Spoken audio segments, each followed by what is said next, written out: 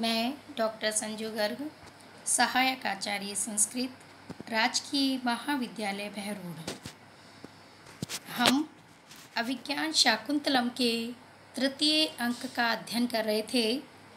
तृतीय अंक के अंतर्गत 20 पद्य तक का अध्ययन हमने हमारे पिछले वीडियो के अंतर्गत किया था। आज उसके आगे के प्रसंग का हम अध्ययन करेंगे। जैसा कि हमने पूर्व में अध्ययन किया था कि राजा दुष्यंत और शकुंतला ने एक दूसरे के प्रति प्रणय को अभिव्यक्त कर दिया है और प्रियंवदा अनसुईया दोनों को एक स्थान पर छोड़कर, लता मंडप में दोनों को एक साथ छोड़कर वहाँ से चली गई हैं और तत्पश्चात राजा दुष्यंत शकुंतला के समक्ष आकर उनसे प्रणय आग्रह करते हैं। तो प्रणय आग्रह करते हुए उनका चुंबन करने चाहते हैं, किंतु शकुंतला अपने आप को दूर करती हैं, अपने आप को बचाने का उपक्रम करती हैं। उन्हीं के इस संयोग का, उन्हीं के इस प्रणय का वर्णन आगे के प्रसंग में किया गया है। तो आइए देखते हैं। इति मुखम अस्या समुन्नमयितुम् इच्छति शकुंतला परिहरति नाट्येन। इति इस प्रकार, अर्थात राजा शकुंतला के अधरों का पान करना चाहते हैं और शकुंतला अस्या मुखम यानी इस शकुंतला के मुख को समुन्नमयितुम् इच्छति अपनी ओर उठाते हुए अपनी ओर उठाना चाहते हैं। इस प्रकार राजा शकुंतला के अधरों का रसास्वादन करने के लिए इसके मुख को ऊपर उठाना चाहते हैं।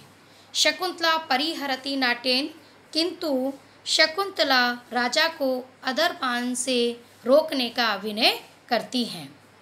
उसी समय जबकि दोनों का सम्मिलन हो रहा था, नेपथ्य से ध्वनि आती है, चक्रवाक वधू के आमंत्र्यस्व सहचरम उपस्थिता रजनी। हे चक्रवाक वधू, अपने सहचरम साथी से आमंत्र्यस्व विदा लो, अपने साथी को अब विदा करो। उपस्थिता रजनी, क्योंकि रात्रि उपस्थित हो गई है। जैसे ही राजा शकुंतला के आदरपान हेतु प्रवृत्त होते हैं और शकुंतला उन्हें रोकने का प्रयास करती हैं, उसी समय नेपथ्य से ध्वनि आती है जिसमें कहा जा रहा है कि हे चक्रवाक वधू, अब रात्रि हो गई है, इसलिए अपने साथी से विदा लो। इस पंक्ति के माध्यम से नेपथ्य से ये ध्वनि आ रही है या ये संकेत दिया जा रहा है कि इस समय रात्रि हो गई है और अब चक्रवाक वधू के माध्यम से शकुंतला को संबोधित करते हुए कहा जा रहा है कि तुम अपने साथी दुष्यंत से विदा लो। शकुंतला उस पर्दे के पीछे से आती हुई ध्वनि को सुनकर के ससंभ्रमम घबरा जाती हैं और घबरा करके कहती हैं, पौरव, हे पौरव, असंशयम मम शरीर वृत्तांत उपलम्बाय आर्या गौतमी इत्येव आगच्छति। हे पौरव, निसंदेह मेरे शारीरिक स्वास्थ्य का समाचार सुनने के लिए, उसे जानने हेतु गौतमी इधर ही आ रही हैं, यहीं लता मंडप की ओर आ रही हैं। तद बिटप अंतरितो भव, इसलिए आप वृक्ष की ओट में छिप जाइए। राजा कहते हैं, तथा वैसा ही हो, अर्थात जैसा तुम चाहती हो वैसा ही करता हूँ। इति आत्मनम आवृत्य तिष्ठति, ऐसा कहकर अपने आप को छिपाकर खड़ा हो जाता है। ततः प्रविशति पात्रहस्ता गौतमी सख्यो च, उसके बाद रंगमंच पर पात्र हाथ में लिए हुए गौतमी और दोनों सखियों का प्रवेश होता है। सख्यो इत आर्या गौतमी, आर्या गौतमी इधर से आइए, इधर से आइए। गौतमी गौतमी कहती हैं, शकुंतलाम उपेत्य, शकुंतला के समीप जाते, पुत्री अपि लघु संतापानि ते अंगानी, तुम्हारे शरीर का संताप कुछ कम हुआ। तो शकुंतला कहती हैं, आर्य अस्ति में विशेषः, मुझे अब लाभ है, अर्थात अब मैं स्वस्थ हूँ। गौतमी, अनेन दर्वोदकेन निर्बाधम एव ते शरीरम भविष्यसि, इस दर्वोदकेन कुश युक्त जल से ते शरीरम तुम्हारा शरीर निर्बाधम एव पूर्णतया पीड़ा रहित संताप रहित भविष्यति हो जाएगा। शिरसी शकुंतलाम अभ्युक्ष्य, शकुंतला के सिर पर जल छिड़क करके, वत्से परिणतो दिवसे, हे पुत्री अब दिन समाप्त हो गया है। एहि आओ कुटजम एव गच्छामि, हम कुटिया में चले, आश्रम की ओर चले। इति प्रस्थितः, ऐसा कहकर वे सब वहाँ से प्रस्थान करते हैं। शकुंतला आत्मगतम, अपने मन में प्रस्थान करते समय अपने मन में सोचती है कि हृदय प्रथमम एव सुखोपनते मनोरथे कातर भावम न मुंचसी, हे मेरे हृदय, प्रथम ही सुखोपनते, सुखपूर्वक प्राप्त हुए, मनोरथे, मनोरथ के निकट आने पर, कातर भावम न मुंचसी, तुमने कातरता को, संकोच को नहीं त्यागा। हे मेरे हृदय, प्रथम सम्मिलन के सुखपूर्वक निकट होने पर या मनोरथ के अर्थात राजा दुष्यंत के प्रियतम के निकट होने पर तुमने कातरता को नहीं छोड़ा, तुमने संकोच को नहीं त्यागा। सानुशय विघटितस्य कथम ते सांप्रतम संताप है, और अब पश्चाताप सहित अलग होने पर तुम्हें दुख क्यों हो रहा है। पदांतरे स्थित्वा, कुछ कदम चलकर रुककर, प्रकाशम, प्रत्यक्ष में शकुंतला कहती हैं, लतावले, हे लता मंडप, संताप हारक, हे मेरे संताप को दूर करने वाले, आमंत्र्य त्वाम भूयो अपि परिभोगाय, त्वाम तुमको, भूयो अपि फिर से, परिभोगाय भोग के लिए, आमंत्रित करती हूँ। अर्थात यहाँ प्रकट रूप में शकुंतला लता मंडप के माध्यम से राजा दुष्यंत को, जो कि वृक्ष की ओट में छिपे हुए हैं, को संबोधित करते हुए कहती हैं कि प्रथम सम्मिलन के समय तो मेरे हृदय ने संकोच को नहीं त्यागा, किंतु अब मैं पुनः सम्मिलन के लिए आपको आमंत्रित करती हूँ। इति दुखेन निष्क्रांता शकुंतला सह इत्राभि, इस प्रकार दुख सहित शकुंतला अपनी सखियों और गौतमी के साथ वहाँ से चली जाती है। राजा पूर्व स्थानम उपेत्य, पूर्व वाले स्थान पर आकर सनिश्वासम, दीर्घ श्वास लेता हुआ कहता है, अहो विघ्नवत्यः प्रार्थित अर्थ सिद्ध्यः, इच्छित कार्य की सिद्धि विघ्नों से युक्त होती है। ये खेद की बात है, ये आश्चर्य की बात है, क्योंकि मया मेरे द्वारा मुहुर अंगुली संवृताद्रोष्टम प्रतिषेध अक्षर विक्लवम अभिरामम मुखम अंश विवर्ति पक्ष्मलक्षया कथम अपि अन्नमितम न चुंबितम तु। यहाँ प्रथम सम्मिलन में आए हुए विघ्न का वर्णन करते हुए राजा कहते हैं कि कोई भी इच्छित कार्य हो, कोई भी मनोवांछित कार्य हो, सभी कार्यों में की सिद्धि विघ्नों से युक्त होती है। जैसे कि पक्ष्मलक्षयः, सघन पलक से युक्त नेत्रों वाली, मुँह बार बार अंगुली समृत अधरोष्टम, अपनी अंगुलियों से अधरोष्ट को आवृत कर लेने वाली, आच्छादित करने वाली। प्रतिषेध अक्षर विक्लव अविरामम, प्रतिषेध निषेध अक्षर के विक्लव अविरामम अस्पष्ट उच्चारण के कारण मनोहर अंश विवर्ती कंदी की ओर मुड़े हुए मुखम, मुख को कथम अपि उन्नमितम, किसी प्रकार में उठा तो पाया, यानी किसी प्रकार मैं शकुंतला के मुख को ऊपर तो कर पाया, तो किंतु न चुंबितम, किंतु उसका चुंबन नहीं कर पाया, किंतु उसका रसास्वादन नहीं कर पाया। अर्थात राजा दुष्यंत कहते हैं कि कोई भी मनोवांछित कार्य हो, कोई भी इच्छित कार्य हो, वह विघ्नों से युक्त होता है, उसकी सिद्धि विघ्नों से युक्त होती है। जैसे कि मैं शकुंतला के मुख का स्पर्श करना चाहता था, उसका चुंबन करना चाहता था, किंतु यहाँ जैसे ही मैं उसके मुख को ऊपर कर पाया, वैसे ही गौतमी और सखियों के आने के कारण मैं उसका स्पर्श नहीं कर पाया, मैं उसका रसास्वादन नहीं कर पाया। मैं शकुंतला के मुख को ऊपर की ओर करने का प्रयास करता रहा।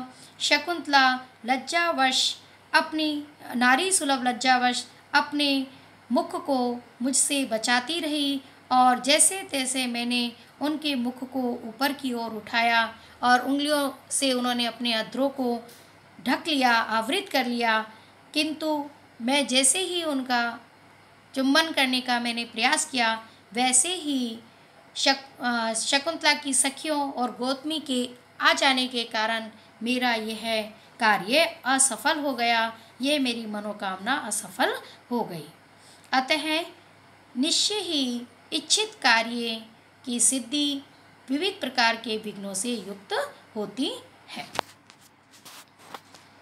राजा क्व नु खलु संप्रति गच्छामि, तो अब मैं कहाँ जाऊँ, अथवा इहेव प्रिया परिभुक्तम मुक्ते लतावलये मुहूर्तम स्थास्यामि, तो ऐसा करता हूँ यहीं पर इसी लता मंडप में, जो कि प्रिया के द्वारा उपभोग किया गया था, अर्थात प्रिया ने यहाँ पर समय व्यतीत किया था और अब वो यहाँ से चली गई हैं, तो इसी लता मंडप में मुहूर्तम क्षणभर स्थास्यामि रुकता हूँ, सर्वतो अवलोक के चारों ओर देखकर।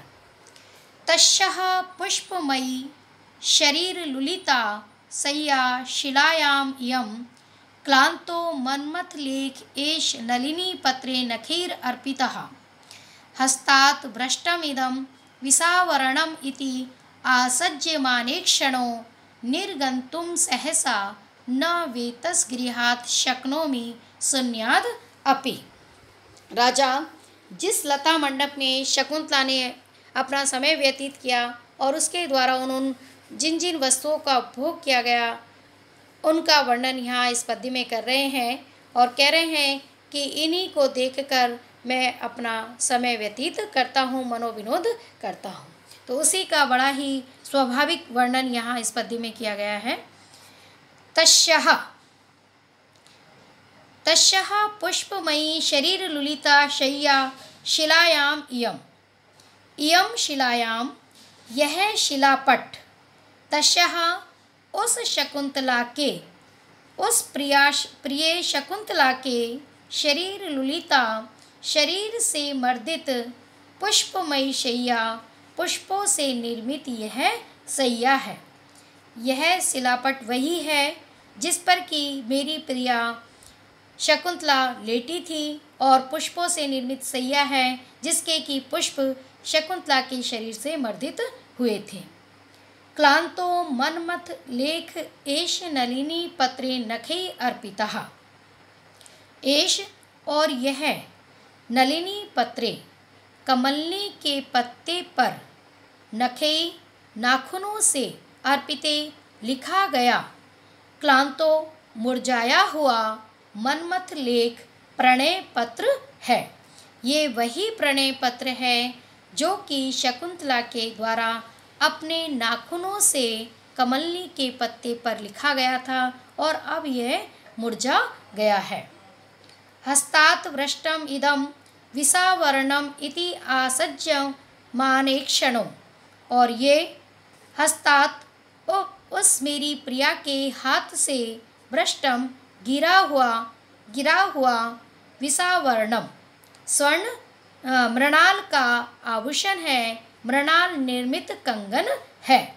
इति इस प्रकार आसज्यमानेक्षणों इन सब पर आसक्त हुई दृष्टि वाला मैं शून्याद अपि सुना होने पर भी, अर्थात इस लता मंडप में कोई नहीं है, ये पूर्णतया सुनसान है, फिर भी बेतस गृहात इस बेत के कुंज से, इस लता मंडप से सहसा एकाएक निर्गंतुम निकलने में न शक्नोमि समर्थ नहीं हो रहा हूँ।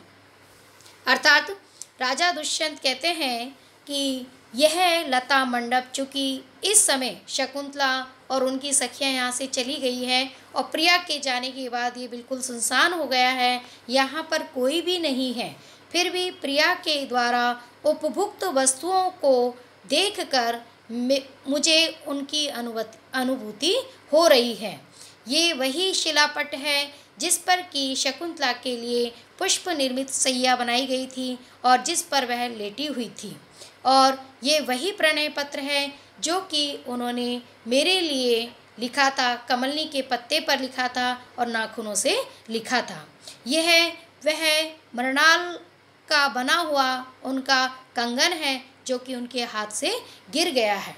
इस प्रकार शकुंतला के द्वारा, प्रिया के द्वारा उपभुक्त वस्तुओं को देखते हुए मैं एकाएक यहाँ से निकलना नहीं चाहता हूँ। शून्य होने पर भी इस लता मंडप में मुझे प्रिया की अनुभूति हो रही है। इस प्रकार इस पद्य में कवि के द्वारा राजा के माध्यम से बड़ा ही प्रणय का स्वाभाविक वर्णन किया गया है। आकाशे, राजा ये सोच ही रहा था, उसी समय आकाशवाणी होती है, आकाश से आवाज़ आती है, राजन, हे राजन, सायंतने सवन कर्मणि संप्रवर्ते वेदीम उताशनवतीं परितः प्रियस्तः छायाश्चरन्ति बहुधा भयम् आदधाना संध्यापयोद कपीशः पिशिताश्नानां।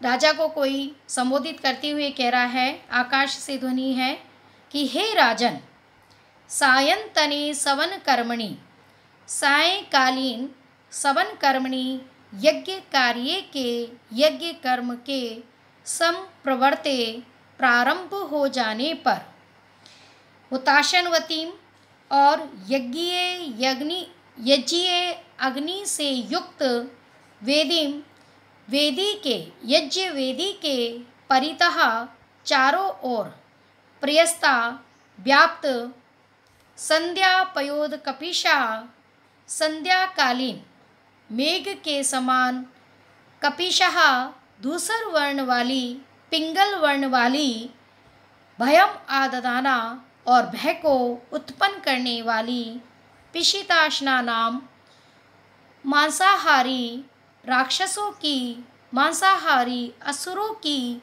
छाया चरंती, बहुधा चरंती, अनेक प्रकार से विचरण कर रही है। आकाश से ध्वनि आती है जिसमें कि राजा को संबोधित करते हुए कहा जा रहा है कि आश्रम में यज्ञ कर्म प्रारंभ हो गया है, यज्ञ वेदी में यज्ञ अग्नि प्रज्वलित हो गई है और चारों ओर यज्ञ की धुआं फैल गई है। ऐसे में भय को उत्पन्न करने वाली और सायंकालीन दूसर वर्ण की या पिंगल वर्ण की कांति के समान वर्ण वाली राक्षसों की, असुरों की छाया चारों ओर फैलती हुई दिखाई दे रही है। उनका प्रतिबिंब, उनकी परछाई चारों ओर दिखाई दे रही है। अतः हे राजन, आश्रम में यज्ञ कर्म प्रारंभ हो गया है और असुर जैसा कि उनकी प्रकृति है यज्ञ कर्म में बाधा डालने के लिए मानो लालायित हैं। अतः आप आश्रम की रक्षा कीजिए, आश्रम में यज्ञ कर्म को निर्विघ्न समाप्त होने हेतु तत्पर हो जाइए। राजा अयम अहम आगच्छामि, यह मैं आता हूँ, इस प्रकार कहकर राजा धार्मिक कार्य की रक्षा हेतु वहाँ से निष्क्रांतः निकल जाते हैं। इस प्रकार यह तीसरा अंक यहीं पर समाप्त होता है। तीसरे अंक के अंतर्गत राजा दुष्यंत और शकुंतला के प्रणय की स्पष्ट अभिव्यक्ति की गई है और इसी के साथ ये अंक यहाँ पर समाप्त होता है। आगे के प्रसंग का अध्ययन हम अपने अगले वीडियो में अपलोड करेंगे। तब तक के लिए आप सभी का बहुत बहुत धन्यवाद। आप लोगों को यदि ये वीडियो पसंद आ रहे हैं तो आप इन्हें अवश्य देखें और लाइक करें और आगे भी शेयर करें। धन्यवाद।